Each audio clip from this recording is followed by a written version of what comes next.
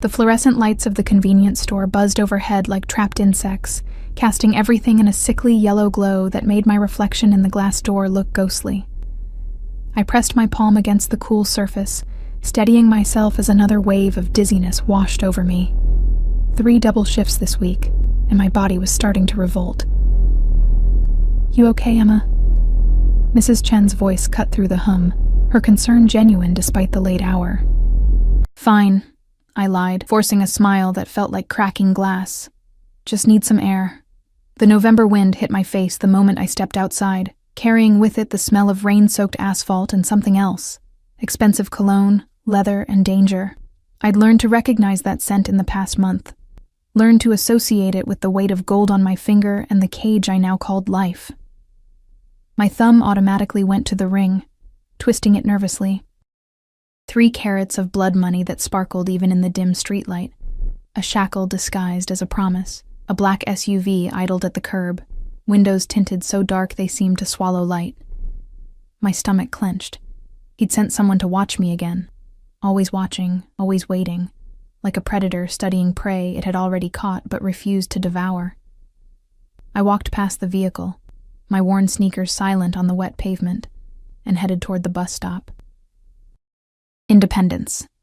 That's what I told myself these midnight walks represented. The illusion that I still had choices, that the contract I'd signed hadn't signed away every fragment of autonomy I possessed. The bus shelter reeked of urine and desperation, a perfume I'd grown accustomed to in my 23 years of surviving rather than living. I sat on the cold metal bench, pulling my threadbare jacket tighter. Designer clothes hung in the penthouse closet. Silk, cashmere, things that cost more than my mother's medical bills. But I couldn't bring myself to wear them. They felt like costumes for a role I never auditioned for.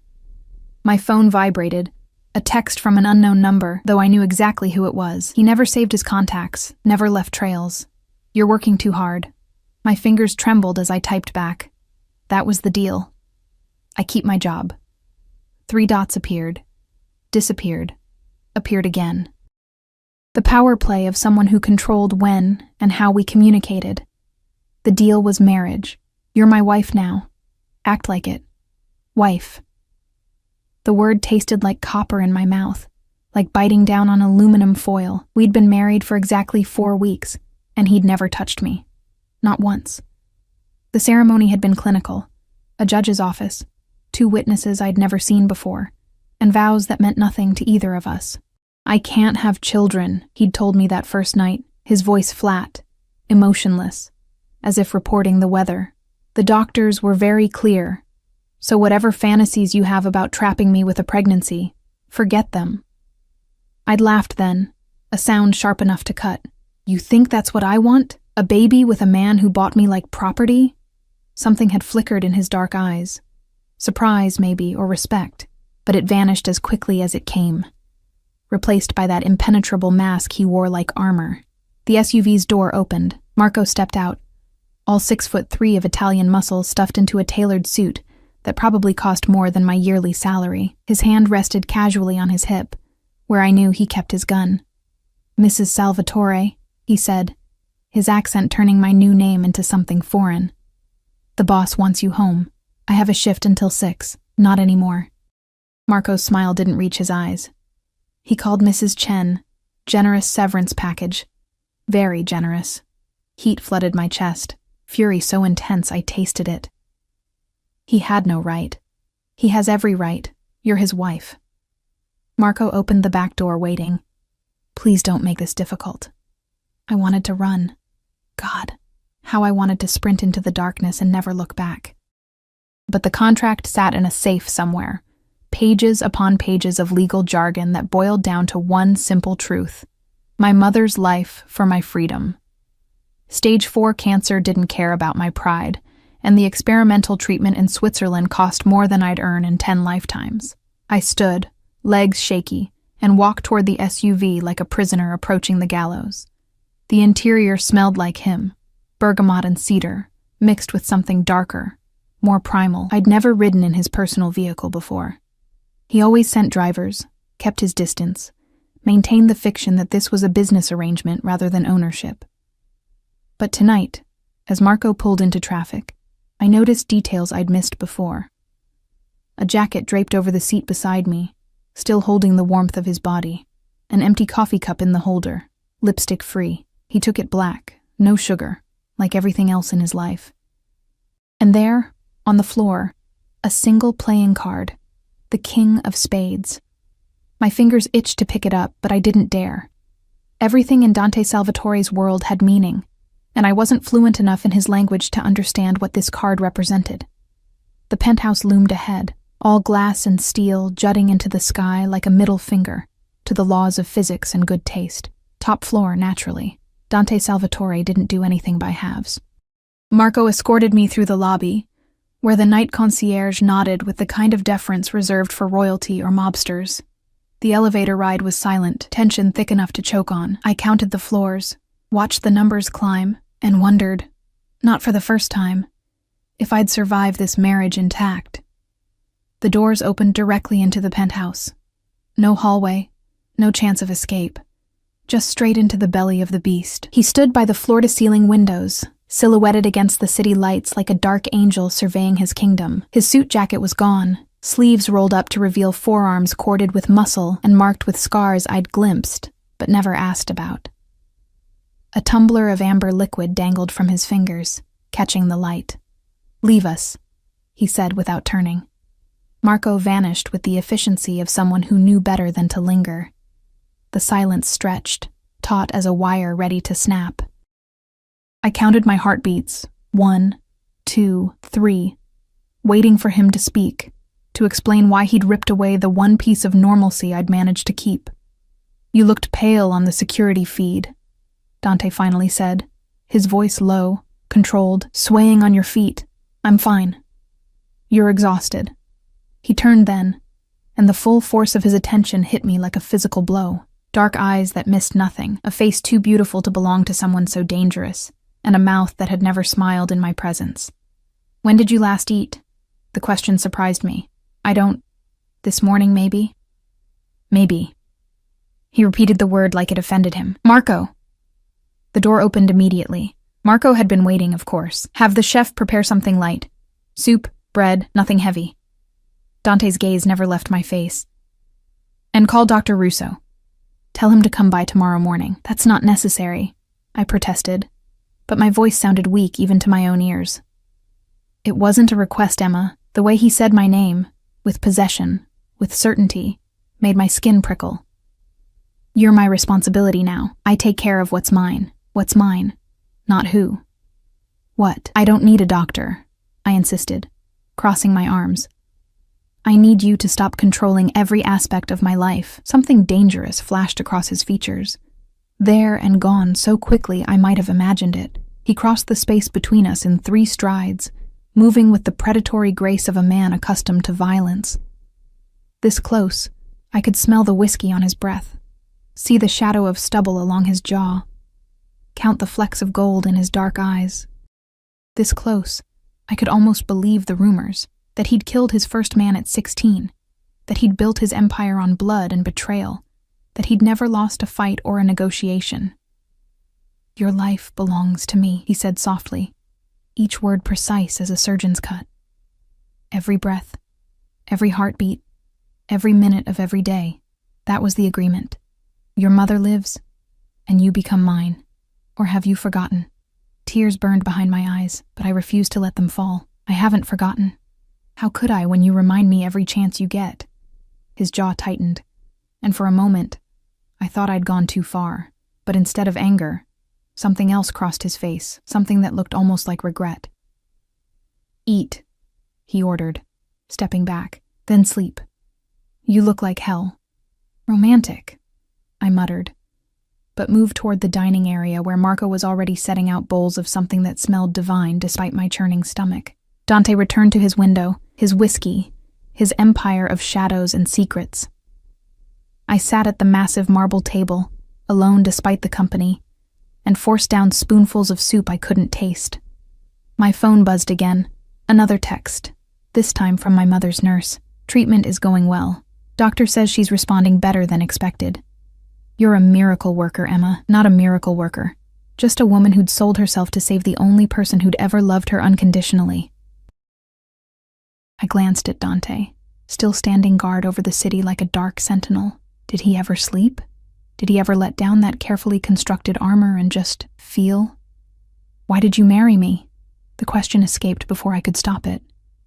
He didn't turn. "You know why?" The contract was very clear. "No, I struggled to articulate the confusion that had plagued me since the ceremony. "You're Dante Salvatore. You could have anyone. Models, actresses, women who actually want to be here. Why me? Why some broke college dropout working double shifts at a convenience store?" The silence that followed felt alive, breathing with possibility and danger. When he finally spoke, his voice carried a weight I didn't understand. "Because you're the only one who looked at me with fear and defiance in equal measure. Because you didn't want this, didn't want me. And that honesty is rarer than you know." He paused, taking a long drink. "And because you remind me that some things can't be bought no matter how much money I have." My throat tightened. "Then why buy me?" "Because I'm a selfish bastard who takes what he wants, even when he knows he shouldn't." He turned then, and the raw hunger in his eyes sent ice down my spine. "Finish your food. You're going to need your strength." "For what?" His smile was all edges, no warmth. "For surviving me." The soup bowl slipped from my fingers, clattering against the marble table as the room tilted sideways. Dante's face swam in my vision, concern replacing calculation, his mouth forming my name, but the sound arrived delayed, distorted. Then darkness swallowed everything, and my last conscious thought was that falling felt remarkably like flying. I woke to Egyptian cotton sheets that cost more than my security deposit, and the scent of sandalwood clinging to the pillow beside me. A pillow that bore the indent of someone's head, but was now cold to the touch. Dante had slept next to me. The realization sent adrenaline spiking through my veins. I sat up too quickly, and the room spun in lazy circles before settling.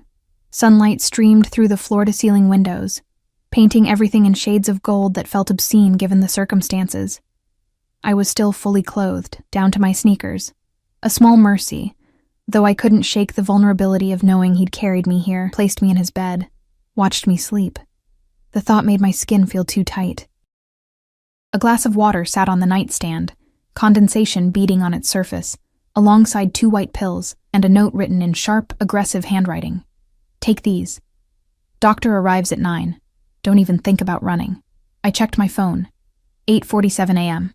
The pills went down bitter, chased by water that tasted faintly of lemon. My stomach still felt unsettled, a queasiness that had nothing to do with skipped meals, and everything to do with the cage tightening around me with each passing day. The bedroom was obscenely large, decorated in blacks and grays with occasional splashes of deep crimson that reminded me of dried blood. Everything screamed masculine power, from the abstract paintings that probably cost 6 figures to the bookshelf lined with first editions and tactical manuals. No photographs, no personal touches, nothing that revealed the man who slept here. Except for one thing. On the dresser, half hidden behind a watch collection that could fund a small country, sat a rosary. The beads were worn smooth, the crucifix tarnished with age and use. It seemed impossibly out of place in this temple of violence and wealth, a relic from a different life, or perhaps a different version of Dante Salvatore. I reached for it before I could stop myself, running my thumb over the beads. They were warm, as if recently held. My mother's. I spun around, heart hammering. Dante leaned against the doorframe, dressed in charcoal slacks and a white shirt unbuttoned at the collar.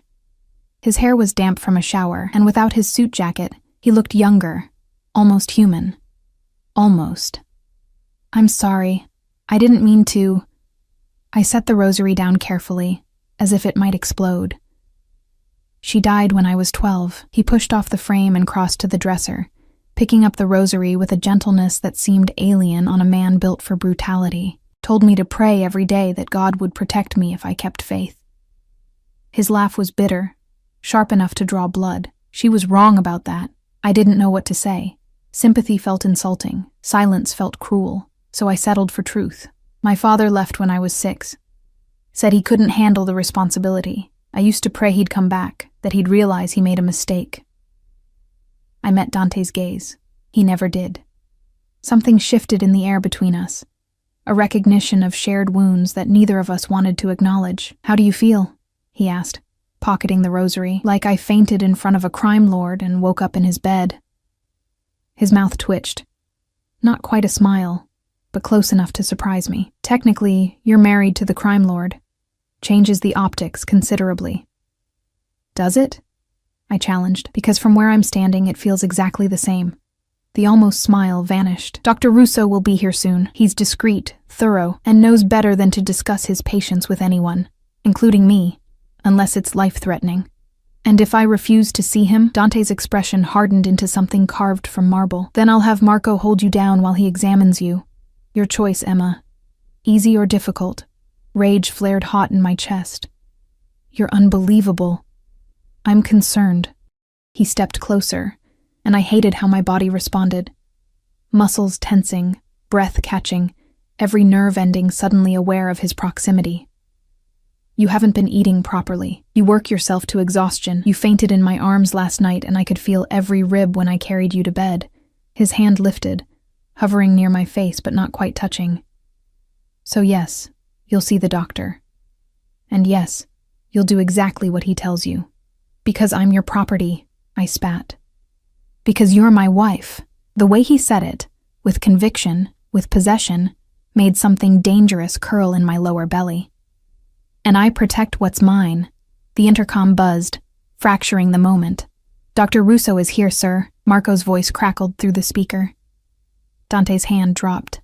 Behave, he warned, then left me alone with my spiraling thoughts, and the ghost of his warmth still lingering in the air. Dr. Russo was exactly what I expected. Late 50s, impeccably dressed, with kind eyes that had seen too much and asked too few questions. He set up his equipment in the bedroom with practiced efficiency, while Marco stood guard at the door like a particularly well-armed statue.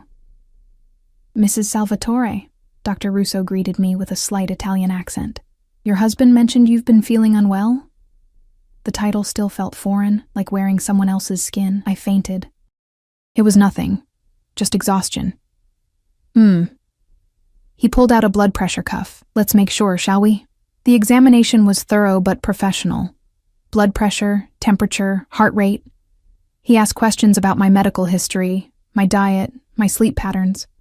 I answered mechanically, my mind elsewhere. When was your last menstrual period? Dr. Russo asked, pulling out vials for blood work. I blinked. What? Your last period, Mrs. Salvatore. When did it start? My mind went blank. When was it? I'd been so consumed with the wedding, the contract, adjusting to this new life that I hadn't paid attention to something so routine. I don't know, I admitted. Maybe 6 weeks ago? 7? Dr. Russo's expression remained neutral, but something in his posture shifted. I see. And you're sexually active? Heat flooded my face. No, we don't. God, why was this so humiliating? The marriage isn't consummated. I understand. He prepared the needle for blood draw with steady hands. Still, given your symptoms, fatigue, nausea, fainting, missed periods, I'd like to run a comprehensive panel. Standard procedure. The needle slid into my vein with barely a pinch. I watched my blood fill vial after vial, deep red, and somehow accusatory. I'm not pregnant, I said firmly. That's impossible. Nothing is impossible, Mrs. Salvatore. But we'll know for certain soon enough. Dr. Russo labeled the vials with meticulous care. In the meantime, I want you to rest, eat regular meals, and take these. He handed me a bottle of prenatal vitamins. I stared at the label. You're not listening. I can't be pregnant. We've never... Consider it preventative care. His smile was gentle but firm. Your iron levels are likely low, and these will help regardless. I'll have the results tomorrow morning. Until then, take care of yourself. He packed up his equipment and left me sitting on the bed, holding a bottle of vitamins for a baby that couldn't possibly exist.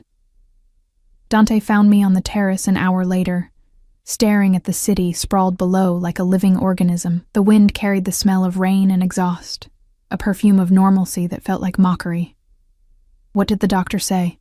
He asked, leaning against the railing beside me but maintaining careful distance. That I need rest and regular meals. I kept my eyes on the skyline, Nothing serious. Emma. The single word held a command I couldn't ignore. I turned to face him, this beautiful monster I'd bound myself to.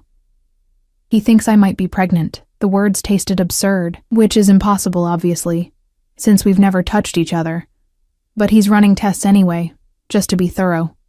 I expected dismissal, maybe annoyance at the doctor's incompetence. Instead, Dante went perfectly still, the kind of stillness predators adopt before they strike. Pregnant, he repeated, voice carefully neutral. It's ridiculous, I know. You told me yourself you're sterile, and even if you weren't, we haven't... I gestured vaguely between us. So clearly it's something else. Stress, maybe, or have you been with anyone else? The question hit like a slap. Excuse me? Before the wedding. After. Any time. His dark eyes pinned me in place. Have you been with another man? Fury erupted, white-hot and consuming. How dare you? You bought me, forced me into this marriage, and now you're accusing me of what exactly? Cheating on a husband who won't even look at me. I look at you. His voice dropped to something dangerous, intimate. I look at you constantly, Emma. Every moment you're in my sight, I can't look away. The confession stunned me into silence. But I need to know, he continued, stepping closer. If there's a possibility, any possibility, that you're carrying another man's child, I need to know now. There's no one else. The admission felt like surrender. There hasn't been anyone in over a year. My life was work and taking care of my mother and trying to keep my head above water. Romance wasn't exactly a priority. Something fierce and possessive flashed in his eyes. Good. Good? I laughed, the sound bordering on hysterical. That's all you have to say? I just told you I'm completely alone in the world except for a dying mother and a husband who treats me like an acquisition, and your response is good? You're not alone. He reached out, his fingers brushing my cheek with unexpected tenderness. You have me. I don't want you, I whispered, even as my body betrayed me by leaning into his touch. Liar. His thumb traced my lower lip, and my breath hitched. Your body knows what your mind refuses to accept. You feel it too. This thing between us, this pull. I did feel it. God help me. I felt it every time he entered a room. Every time his gaze found mine across the penthouse. Every time I caught his scent on the sheets we'd never shared until last night, but feeling and wanting were different animals. And I refused to confuse the two. The doctor said he'd have results tomorrow. I managed, pulling back before I did something stupid like kiss him. Until then, can we please just pretend this is a normal marriage where the husband doesn't interrogate his wife about her reproductive status? Dante's hand dropped. There's nothing normal about us, Emma. The sooner you accept that, the easier this will be. He left me on the terrace, and I wondered if easier was just another word for broken. That night, I lay in the guest room I'd claimed as my own, staring at the ceiling and trying not to think about the man sleeping one door away.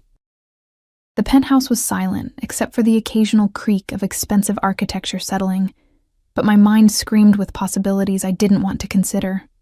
Pregnant. Impossible. Sterile. Blood tests. Tomorrow. The words spun in circles until I wanted to scream. My phone buzzed. Can't sleep either. I stared at Dante's text, then at the wall separating us. How did he know? Stop thinking so loud, came another message. You're keeping me awake. Despite everything, I smiled. Maybe you should try counting sheep. I tried. They all look like you. My heart did something complicated in my chest. This version of Dante, playful, almost vulnerable, felt more dangerous than the cold crime lord who'd bought me. Go to sleep, Emma. Tomorrow changes nothing, but he was wrong. Tomorrow changed everything. Dr. Russo arrived at exactly 9 a.m., his expression professionally neutral in a way that made my stomach knot with dread. I sat in the living room, fingers twisted together, while Dante stood by the window, his usual position, his usual watchfulness, except today, his shoulders carried a tension I'd never noticed before. Mr. and Mrs. Salvatore, Dr. Russo began, setting his briefcase on the coffee table. I have your results. The silence stretched impossibly long. I counted heartbeats, mine racing, Dante's probably steady as ever, and waited for confirmation of what I already knew. Stress, anemia, exhaustion. Something fixable with rest and vitamins and time away from this gilded prison. Mrs. Salvatore, you're pregnant, approximately 6 to 7 weeks based on hormone levels. The world tilted sideways. That's impossible, I heard myself say, though my voice sounded distant, hollow. He's sterile. The doctors said, medical impossibilities happen more often than you'd think. Dr. Russo's tone remained maddeningly calm. Sterility isn't always absolute. Sometimes it's simply severe infertility, and under the right circumstances, he trailed off delicately. I turned to Dante, expecting denial, anger, accusations. Instead, he stood frozen, face drained of color, staring at the doctor like he'd spoken in a language Dante couldn't comprehend. You're certain? Dante's voice came out rough, barely controlled. The blood work is definitive. Congratulations. Dr. Russo pulled out paperwork. I'll need to schedule an ultrasound to confirm viability and dating, but based on these numbers, everything looks healthy. Mrs. Salvatore, you'll need to start prenatal care immediately. Stop. I stood abruptly, legs shaking. Just stop. This doesn't make sense. We've never touched each other. Never. So either those tests are wrong or... Memory hit me like a freight train. The wedding night. I'd been so exhausted, so emotionally wrung out from the ceremony and the contract and the reality of what I'd done. Dante had given me a drink, whiskey, he'd said, to calm my nerves. I'd woken up the next morning in his bed with no memory of how I got there, my clothes rumpled, my body aching in ways I'd attributed to stress. You drugged me. The accusation fell between us like a guillotine blade. That first night, you gave me something, and then you... No. Dante crossed the distance in 2 strides, gripping my shoulders. Emma, no. I would never... I gave you a sedative because you were hysterical, but I didn't touch you. I swear on my mother's grave I didn't touch you. Then explain how I'm pregnant. Tears streamed down my face, hot and furious. Explain how your sterile body somehow got me pregnant when we've never had sex. Dr. Russo cleared his throat uncomfortably. Perhaps I should give you both some privacy. No. Dante's grip tightened fractionally. Stay. I want you to explain to my wife exactly how conception works, since she seems to think I'm a liar. Mr. Salvatore, explain it. The command cracked like a whip. Dr. Russo sighed, pulling out a medical diagram I absolutely did not want to see. Mrs. Salvatore, conception doesn't always require full intercourse. If there was any intimate contact, even partial, even brief. There wasn't, I insisted. But doubt crept in like poison. Had there been? The wedding night was a blur of champagne and panic, and Dante's hand steadying me when I stumbled. And then nothing. Just blank space where memories should be. Emma. Dante's voice softened, and somehow that was worse than his anger. Look at me. I did, searching those dark eyes for deception and finding only raw honesty that terrified me more than any lie. I didn't sleep with you, he said slowly, each word deliberate. But I did. I stayed with you. You were upset, crying, and I held you. You kissed me, or tried to. You were barely conscious, so I stopped it, but there was contact. Not intercourse, but... He swallowed hard. Enough, apparently. The memory surfaced like something drowning.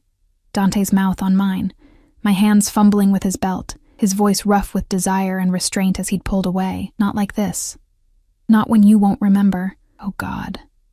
The baby is yours, I whispered, the reality crushing me beneath its weight. The baby is ours. His hands slid from my shoulders to cradle my face.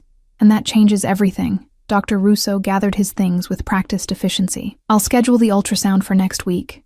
In the meantime, rest, take your vitamins, and avoid stress as much as possible. He paused at the door. This is good news, Mr. Salvatore. I know the previous diagnosis was difficult.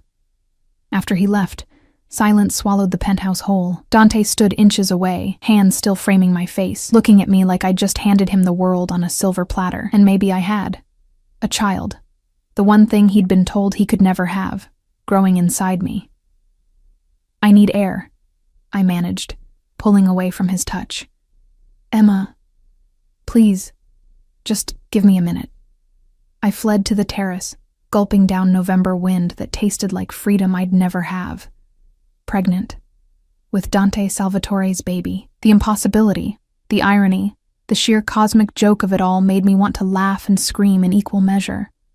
A life was growing inside me, a tiny, impossible life that shouldn't exist but did.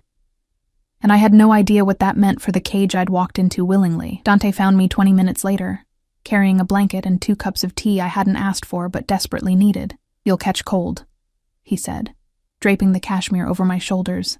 I accepted the tea wordlessly, letting the warmth seep into my frozen fingers. "I know you're scared," Dante continued, leaning against the railing beside me. "I know this wasn't part of the plan. For either of us. But Emma, I meant what I said. This changes everything." "How?"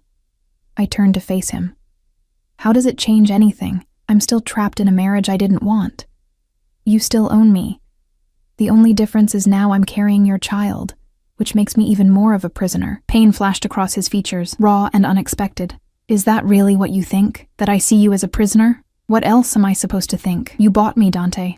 My mother's life for mine. That's not marriage. That's ownership with legal paperwork." He set down his tea with deliberate care, and when he looked at me again, something fierce burned in his eyes. "You want to know why I really married you? Why you, out of all the women who would have jumped at the chance to be Mrs. Salvatore? You said I was honest, that I didn't want you. That's part of it." He stepped closer, crowding me against the railing but not touching. "But the truth? I've been watching you for months, Emma. Since before your mother got sick.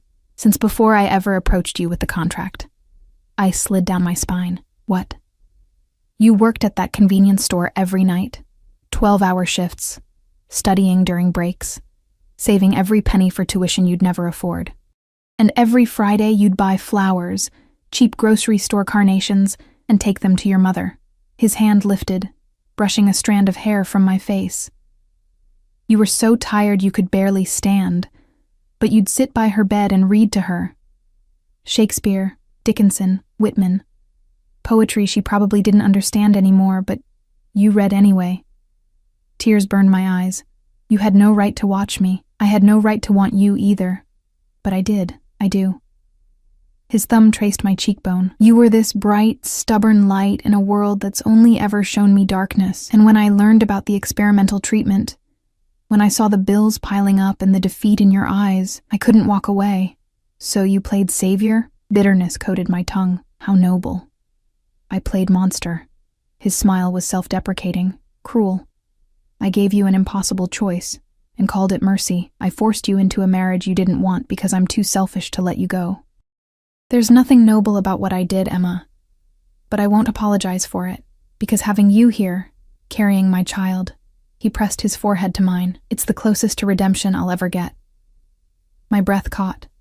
This close, I could see the gold flecks in his dark eyes, the small scar above his left eyebrow, the vulnerability he never showed anyone else. "I don't know how to do this," I whispered. "Any of this. Being your wife, being pregnant, living in this world you've built from violence and fear. Then we'll learn together." His lips brushed my temple, feather-light.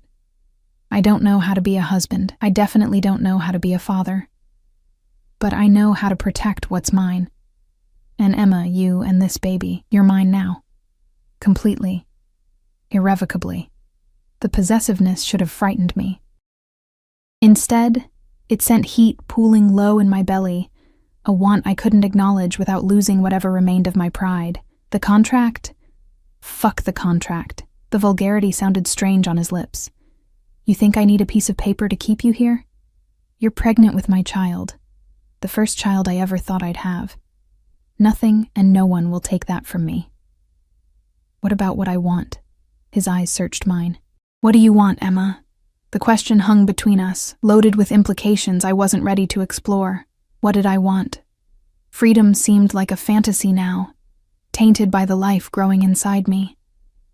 But staying here, becoming the wife he clearly wanted me to be, meant surrendering the last pieces of myself. "I want my mother to live," I said finally. "I want this baby to be healthy, and I faltered, the truth too dangerous to speak aloud. "What?" Dante pressed, his hands sliding to my waist. Tell me what you want, and I'll give it to you. Anything. You. The thought terrified me. I want you, even though I shouldn't. Even though wanting you means losing myself. But I couldn't say it. Not yet. Maybe not ever. I want to visit my mother, I said instead. I haven't seen her since the wedding. I need to tell her about the baby. Something like disappointment flickered in Dante's expression, but he nodded. I'll arrange it. Tomorrow, Marco will drive you. Alone. Emma, if you meant what you said about giving me what I want, then give me this. One afternoon with my mother. Just us. No guards, no surveillance, no reminders that I'm your possession. I met his gaze steadily. Please. The internal war played across his face. Control versus concession. Fear versus trust. Finally, he exhaled slowly. 4 hours. Marco drops you off and picks you up. You don't leave the facility grounds. His hand settled over my still flat stomach. Possessive and protective. And you take care of yourself and our baby. Those are my terms. It wasn't freedom, but it was close enough. Okay. I agreed. Dante's thumb traced circles on my abdomen through the fabric of my shirt, his expression softening into something almost tender. A baby, he murmured, like testing the word. Our baby. The way he said, our, with wonder, with certainty, made my traitorous heart skip. I was in so much trouble. I lay in my guest room bed, one hand on my stomach, trying to wrap my mind around the impossible. A life. A tiny cluster of cells that would become a person, half me and half Dante Salvatore, the most dangerous man I'd ever met. My phone buzzed. Are you okay? I stared at Dante's text, then typed back. Define okay. Alive. Safe. Not hating me quite as much as this morning. Despite everything, I smiled. I never hated you. No? Hating you would be easier than whatever this is. 3 dots appeared, disappeared, reappeared. Finally, I know the feeling. I hesitated, fingers hovering over the keyboard, then wrote, Thank you. For letting me see my mother tomorrow. Thank you for carrying my child, for giving me something I thought I'd lost the right to want. The raw honesty stole my breath. This version of Dante, vulnerable, almost broken, scared me more than the crime lord ever had. Good night, Dante. Good night, Emma. Sleep well. Both of you. I set the phone aside and closed my eyes, one hand still protective over my abdomen. And for the first time since this nightmare began, I felt something that wasn't quite hope, but lived in the same neighborhood. Maybe we could survive this. Maybe surviving could become something more. The care facility smelled like antiseptic and dying dreams, a scent I'd grown to associate with my mother's slow fade from the world. Marco dropped me at the entrance with a warning look that said more than words ever could. 4 hours. Don't make him come looking for you. I nodded, clutching the flowers I'd bought. Real roses this time, deep red and obscenely expensive. Purchased with Dante's black card because my own account had exactly $47 left. The irony wasn't lost on me. Mom was in the solarium, sunlight painting her fragile frame in shades of gold that made her look almost healthy. Almost. But the wheelchair told the truth, as did the oxygen tube snaking beneath her nose and the way her hands trembled when she reached for me. Emma. Her voice cracked with emotion. Oh, sweetheart, look at you. I knelt beside her chair, burying my face against her shoulder the way I had as a child, and let myself cry. Not the careful, controlled tears I'd shed in the penthouse, but deep, wrenching sobs that came from somewhere primal and desperate. Shh, baby. I've got you. Her fingers stroked my hair with the same gentleness she'd shown when I was 5 and afraid of thunderstorms. Tell me what's wrong. Where did I even start? The forced marriage, the contract written in my blood and her survival, the husband who watched me like I might disappear if he blinked, the impossible pregnancy growing inside me. I'm married, I managed between gasps, and pregnant. Mom went absolutely still. Then carefully, Pregnant? I pulled back, wiping my eyes with the back of my hand. 6 weeks. The doctor confirmed it yesterday. But you said the marriage was just that it was for the money, for my treatment. Her gaze sharpened despite the morphine haze. "Emma, what did you do?" "What I had to." I stood, pacing the small solarium. "You were dying, Mom. Stage 4 pancreatic cancer with a 6-month prognosis. The experimental treatment in Switzerland was our only chance, and it cost $3 million. $3 million I'd never have in 10 lifetimes. So you sold yourself?" Not a question. An accusation wrapped in maternal heartbreak. "I saved you." I spun to face her. "Dante Salvatore offered me a contract. Marriage in exchange for your treatment. Fully funded, best doctors in the world. What was I supposed to do? Let you die because I was too proud to accept help? Help?" Mom's laugh was bitter, painful. "Sweetheart, men like Dante Salvatore don't help. They own. They consume. They take and take until there's nothing left." Her eyes filled with tears. "I would have rather died than watch you sacrifice yourself for me."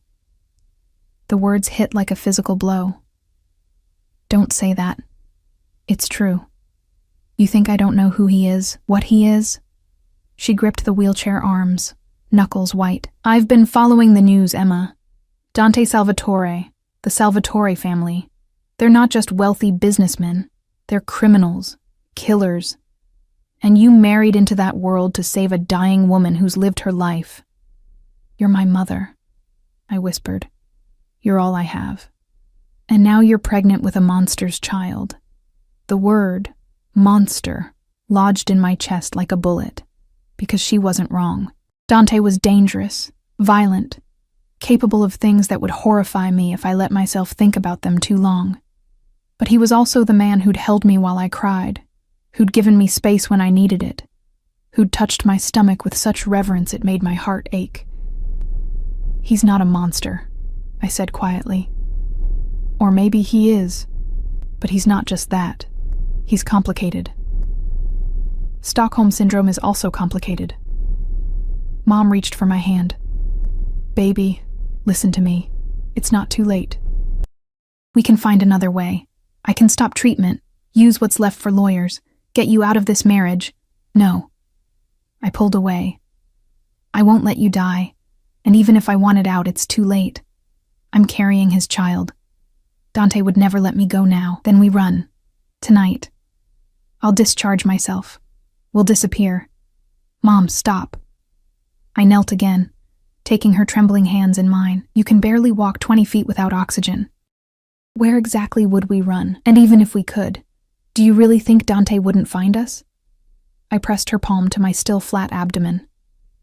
"This baby is his, the first child he thought he could never have. He'd hunt us to the ends of the earth." Defeat settled over her features like a shroud. "So you're trapped." I made a choice. The words tasted like ash. Maybe not a good one, but mine nonetheless, and now I have to live with the consequences. We sat in silence, her hand still resting on my stomach, both of us contemplating futures we'd never imagined. "Tell me about him," Mom finally said. "Not Dante Salvatore, the crime lord, the man you married, the father of your child." I didn't know how to answer that. What could I say? That he terrified and fascinated me in equal measure? That his touch made my skin burn? That I dreamed about him more nights than I cared to admit? "He's possessive," I started carefully. "Controlling. He needs to know where I am, what I'm doing, who I'm with. It's suffocating. But," I smiled despite myself, "but he's also protective. Gentle sometimes in ways that surprise me. Last night he texted me goodnight. Not just me and the baby, like we're this unit now." I traced patterns on her wheelchair arm. "He watches me when he thinks I'm not looking, not in a creepy way, but like he's trying to memorize me, like I might disappear. Do you love him?" The question stole my breath. I barely know him. That's not what I asked. Did I love Dante? Love seemed too simple a word for what twisted between us. Want and fear, resentment and attraction. The gravitational pull of two damaged people circling each other like binary stars. "I don't know," I admitted. "But I feel something, and it terrifies me." Mom squeezed my hand. "Then be careful, sweetheart. Men like him don't love, they obsess. An obsession destroys everything it touches." 3 hours passed too quickly. We talked about everything and nothing, The baby's due date, potential names, whether the treatment was working. It was, miraculously, mundane things that felt sacred given the circumstances. When Marco texted that he was 15 minutes out, panic clawed at my throat. I wasn't ready to leave this bubble of normalcy, to return to the gilded cage and the complicated man waiting there. "I'll visit again soon," I promised, kissing Mom's forehead. "And I'll bring pictures from the ultrasound." "Emma," she caught my wrist as I turned to leave. "Whatever happens, remember, you're stronger than you think, stronger than him. Don't let him break you." I nodded, not trusting my voice, and fled before the tears could start again. Marco waited by the SUV, expression unreadable behind designer sunglasses. The drive back was silent, tension thick enough to choke on. I watched the city blur past, feeling the walls close in with every mile. My phone buzzed. "How was your visit, Dante?" Of course he'd been watching the clock, counting down the minutes until I returned to him. "Good. Mom's doing well. Treatment is working. And you? How are you feeling?" The genuine concern in his words made my chest tight, tired, emotional, pregnant. "Marco will have you home in 10 minutes. I have something for you." Curiosity warred with exhaustion. "What kind of something?" "You'll see." The penthouse felt different when I walked in. Warmer somehow, more lived in. Dante stood in the living room, hands in his pockets, looking almost nervous in a way that seemed impossible for a man who commanded empires. "Close your eyes," he said. "Dante, please. Trust me." I shouldn't have. Every survival instinct screamed not to show vulnerability to a predator. But I closed my eyes anyway, feeling his hand take mine, warm and calloused, as he led me through the penthouse. "Okay," he murmured. "Open them." The guest room I'd claimed as my sanctuary had been transformed. The bland corporate furniture was gone, replaced with pieces that looked antique, hand-carved, beautiful. The walls were now a soft sage green, and where there had been nothing hung original artwork. Not abstract modernist pieces, but landscapes and portraits that felt warm, human. But it was the corner that made my breath catch. A rocking chair sat beside the window, cushioned in cream fabric. Next to it stood a bookshelf already filled with children's books, classic fairy tales, modern picture books, some in English and some in Italian, and against the far wall, a crib, I whispered. "I know it's early." Dante's voice came from behind me, uncertain in a way I'd never heard. "The baby won't need it for months," but I saw it, and I thought, he trailed off. And when I turned, his expression was almost vulnerable. "I wanted you to know this is real for me, that I'm committed to this. To you, to our family. Our family." The words should have felt like chains tightening. Instead, they felt like a lifeline. "You did this today, while I was gone?" I had help. An interior designer who specializes in nurseries, apparently. His mouth quirked. "She assured me everything is baby-safe, non-toxic, developmentally appropriate. I have no idea what any of that means, but she seemed very confident." A laugh bubbled up, unexpected and genuine. "It's beautiful, really. You can change anything you want. Colors, furniture, whatever. This is your space, Emma. Yours and the baby's." He stepped closer, hand settling on my lower back. "I want you to feel at home here. This isn't my home." The words came automatically, defensive. It could be. His thumb traced circles through my shirt. "If you let it. If you let me." He stopped, jaw tightening. "I'm not good at this. Feelings, vulnerability, asking instead of taking. But I'm trying, Emma. For you. For our child." I turned in his arms, tilting my head back to meet his gaze. This close, I could see the fear hiding beneath his control, the desperate hope he tried to mask with commands and possession. "Why does this matter so much to you?" I asked. "The baby." "Yes, I understand. It's something you thought you'd never have." "But me? Why do you care if I feel at home here?" Dante's hand lifted to cup my face, his touch achingly gentle. Because somewhere between watching you read poetry to your dying mother and carrying you to bed after you fainted in my arms, I stopped seeing you as a means to an end. His forehead pressed to mine. You've become the end itself, Emma. The thing I want most. And that terrifies me more than any bullet or blade ever has. My heart hammered against my ribs. Dante, you don't have to say anything. His lips brushed my temple. I know you don't feel the same. How could you? I bought you, trapped you, turned your life into a cage. But maybe someday, he pulled back, dark eyes searching mine. Maybe someday you'll see me as more than your captor. The kiss happened before I could think better of it. My mouth finding his, my hands fisting in his shirt, pulling him closer even as every rational thought screamed to run. He tasted like whiskey and want. And when his arms wrapped around me, I felt simultaneously trapped and free. Emma, he groaned against my lips. We shouldn't. You need rest. Shut up, I whispered, and kissed him again. This time he didn't hold back. His mouth claimed mine with devastating thoroughness, one hand tangling in my hair while the other pressed against my lower back, molding me to him. Heat pooled low in my belly, want mixing with something more dangerous, more permanent. When we finally broke apart, both breathing hard, Dante looked at me like I'd just rewritten his entire world. That was, he started, a mistake, I finished, stepping back. Hormones. Pregnancy hormones making me crazy. Emma, I need to lie down. I fled toward the bedroom, away from his knowing gaze and my own traitorous heart. Thank you for the nursery. It's perfect. I closed the door before he could respond, pressing my back against it, fingers touching my still tingling lips. What was I doing? Kissing the man who owned me, letting myself want him, pretending this could be anything other than a beautifully decorated prison? But God, for just a moment, it had felt real. And that was the most dangerous thing of all. Block 5. The ultrasound appointment arrived too quickly, bringing with it a nervousness that made my hands shake as I dressed. Dante had been different since the kiss 3 days ago. More attentive, more present, touching me constantly in small ways that felt both possessive and tender. A hand at my lower back, fingers brushing mine as he passed me coffee. His palms settling on my stomach whenever we sat together. It was driving me insane. Ready?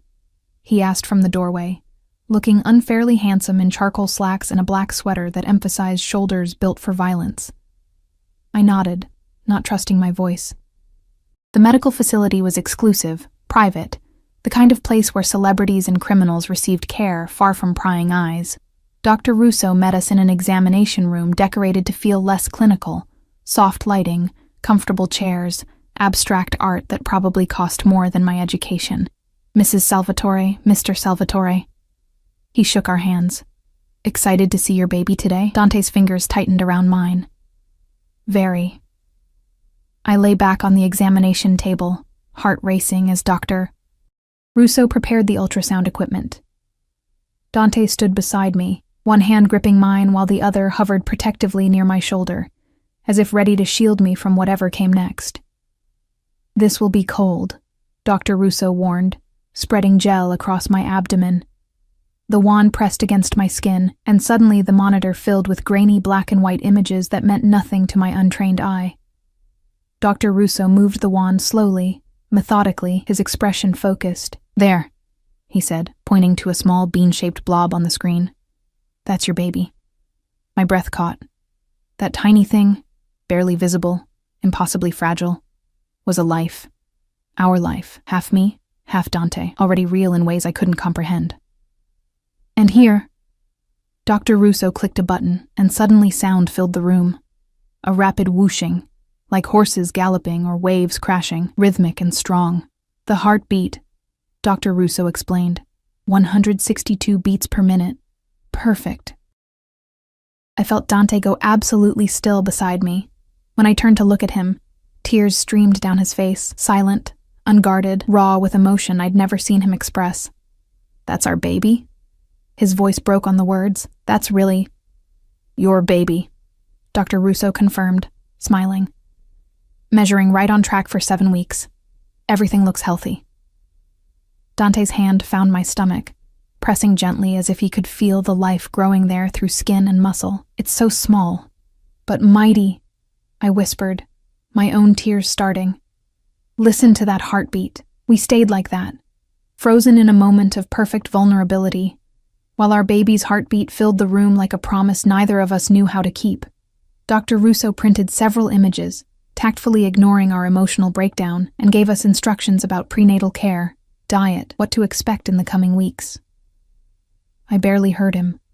My entire focus was on the man beside me, watching him transform from crime lord to father right before my eyes. In the SUV afterward, Dante held the ultrasound pictures like they might disintegrate. I never thought. He cleared his throat. The doctors were so certain. No chance, they said. My body couldn't. He pressed his fist against his mouth, shoulders shaking. I reached over, taking his free hand. But it did. We did. And now we have this impossible, perfect thing. He turned to me, eyes red-rimmed but blazing with intensity. I need you to understand something, Emma. That baby, our baby, changes everything. Not just for me, but for us. For what this marriage means. Anxiety prickled down my spine. What do you mean? I mean I won't let you leave, ever. His hand cupped my face with devastating tenderness. I know the contract said 3 years. I know you've been counting down the days until you're free. But Emma, I'm tearing up that contract. You're mine now. Permanently. Irrevocably. The mother of my child, and I will burn this city to the ground before I let you go. I should have been terrified, should have recognized the cage door slamming shut, the last escape route closing. Instead, my traitorous heart skipped with something that felt dangerously like relief. You can't just... I can. I am. He leaned closer, his breath warm against my lips. Tell me you don't feel it too, this thing between us. Tell me those kisses meant nothing, that you don't think about me the way I think about you, constantly, obsessively, until it feels like madness. Dante? Tell me, he demanded, and I'll try to let you go when the 3 years are up. Lie to me convincingly enough, and I'll honor the original contract. My mouth opened, the lie ready on my tongue. I don't want you. I'll never want you. Let me go. But the words wouldn't come, because they weren't true. Somewhere between the forced marriage and the impossible pregnancy, between his vulnerability and his violence, I'd started falling for Dante Salvatore. Maybe I'd been falling since that first night when he'd stopped himself from taking what I'd offered in my drugged haze. Maybe I'd been falling since he'd arranged my mother's treatment without demanding anything in return except my presence. Or maybe I'd been falling since the moment I saw him cry over our baby's heartbeat. I can't, I whispered. I can't tell you that. Triumph and tenderness warred in his expression. Then say what you can. Give me something, Emma. Anything. I'm scared. The confession tore from somewhere deep. I'm terrified of wanting you, of needing you, of this becoming real. Because if I let myself love you, Dante, if I let these walls come down and you destroy me anyway, I shook my head. I won't survive it. Then I'll make sure you never have to. His forehead pressed to mine. I'll spend every day proving you can trust me. That I'll protect you. That you and our baby are the most important things in my world. You're a criminal, I reminded him, even as my hands fisted in his sweater. You hurt people, kill people. How can I trust someone capable of that? Because the monster I am to the rest of the world? His thumb traced my lower lip. He bows at your feet, Emma. You've tamed something I didn't think could be tamed. The kiss was inevitable, desperate and claiming, his mouth on mine like he was trying to brand me from the inside out. I kissed him back with equal fervor, months of denial and want pouring into the connection. Mr. Salvatore, Marco's voice crackled through the intercom. We're being followed. Dante pulled back instantly, expression shifting from tender to lethal in a heartbeat. How many vehicles? 2. Black sedans, tinted windows. They picked us up, leaving the medical facility. My blood ran cold. What does that mean? It means someone knows about the baby. Dante's hand moved to his hip, where I knew he kept a gun. and they're either very brave or very stupid. He pressed the intercom. Lose them. Take the route through the warehouse district. Copy that. The SUV accelerated, and I gripped the armrest as Marco wove through traffic with practiced precision. Dante pulled me against his side, his body a shield between me and the window. Who would follow us? I asked, voice shaking. Rivals, enemies, take your pick. I've made plenty over the years. His jaw clenched. But they made a mistake targeting you. Targeting our baby. The violence in his voice should have frightened me. Instead, I felt protected, safe despite the danger literally chasing us through city streets. Marco took a sharp turn, then another, the pursuing vehicles falling back but not disappearing. My heart hammered against my ribs, and I pressed one hand protectively over my stomach. It's okay, Dante murmured, pressing a kiss to my temple. I've got you. Both of you. The warehouse district loomed ahead, abandoned buildings and empty lots, perfect for either escape or ambush. Marco navigated the maze of streets with expert skill, finally pulling into a garage beneath one of Dante's properties. The metal door slammed shut behind us, sealing us in darkness before emergency lighting flickered on. Stay here, Dante commanded, but I grabbed his arm. Don't leave me. Something in my voice, fear, need, vulnerability, made him pause. Emma, please, don't leave me alone. Not now. He pulled me from the SUV, keeping me tucked against his side as Marco and two other armed men I hadn't noticed emerged from the shadows. They moved with military precision, checking exits, securing the perimeter. All clear, boss, one of them reported. Dante nodded, but his arm stayed locked around me. Double the security at the penthouse. I want eyes on every entrance, every street within 3 blocks. And find out who was in those sedans. Already on it, Marco assured him. The elevator ride to the penthouse felt endless, tension radiating from Dante in waves. The moment we were inside, he guided me to the couch, kneeling in front of me to check for injuries I didn't have. I'm fine, I insisted. We're fine. This time. His hands shook as they framed my face. But Emma, you need to understand, now that people know about the baby, you're a target. The wife of Dante Salvatore carrying his heir, that makes you the most valuable commodity in the city. Every enemy I have will see you as leverage. The reality of what I'd stepped into crashed over me like a wave. So what do? We adapt. Increased security, limited outings. Marco with you at all times when I can't be. His thumb traced my cheekbone, and you learn to shoot. I blinked. What? I won't always be there to protect you. So you'll learn to protect yourself and our baby. His expression was granite. Starting tomorrow, you train with my security team. Basic self-defense, firearms, situational awareness, non-negotiable. Part of me wanted to argue, to insist this was insane. But the rational part, the part that had felt those vehicles following us, that understood what Dante's world really meant, knew he was right. Okay, I agreed. I'll learn. Relief flooded his features. Thank you. We sat in silence, processing the day. The joy of seeing our baby's heartbeat. The terror of being hunted. The reality that our lives had fundamentally changed in ways neither of us had anticipated. I'm sorry, Dante finally said, for dragging you into this world, for putting you in danger. You gave me a choice, I reminded him. Maybe not a fair one, but a choice nonetheless. My mother's life or my freedom. I chose her. I chose this. My hand covered his where it rested on my knee. And I'm choosing to see this through, for our baby, I hesitated. For us. Us, he repeated, like the word was sacred. I like the sound of that. Don't get used to it. I still reserve the right to hate you on Tuesdays. His laugh was surprised, genuine. Only Tuesdays? I'm feeling generous. He pulled me into his arms, and I let myself sink into his warmth, his strength, the promise of protection, even when that protection came wrapped in violence.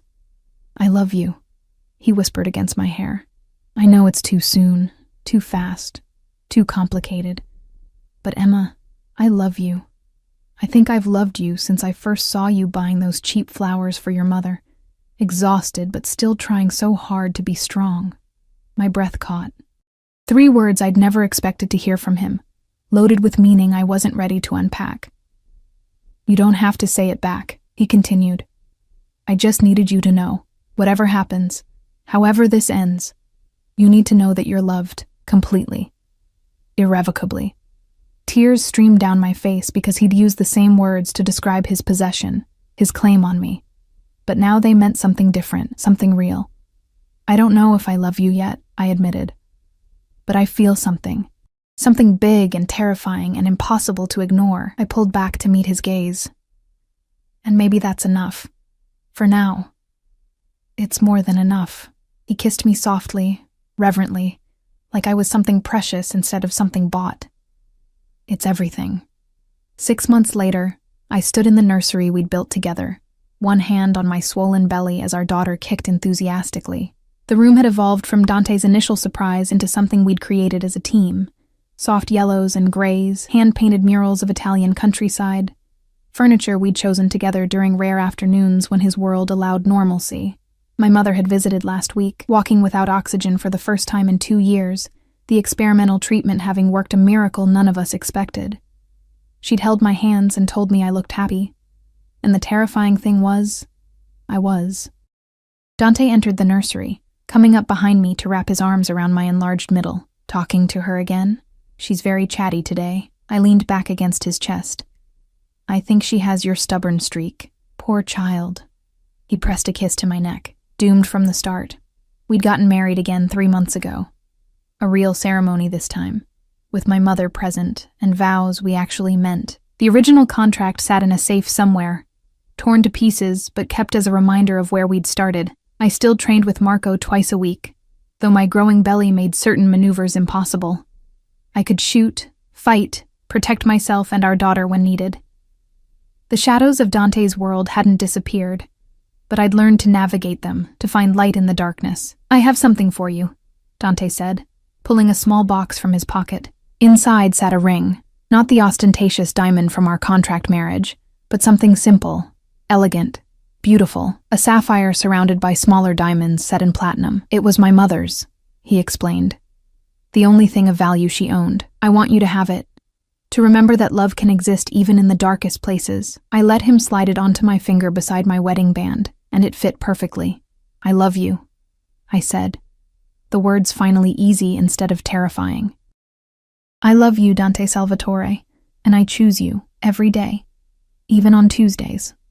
His kiss was answer enough, tender and claiming, promise and possession, everything we'd become wrapped in a single moment. Our daughter kicked again, as if celebrating her parents finally figuring out what had been obvious to everyone else, that the forced marriage had become real love, that the cage had become home, that sometimes the most impossible things were exactly what we needed. "Ready to meet her in 3 months?" Dante asked, his hand joining mine on my belly. "Terrified," I admitted, "but ready. We'll figure it out together." He turned me in his arms, dark eyes full of the vulnerability he only showed me. "Everything. Together." "Together," I agreed. And for the first time since this whole impossible journey began, I believed it. The monster had been tamed by love, and I had been freed by choosing to stay.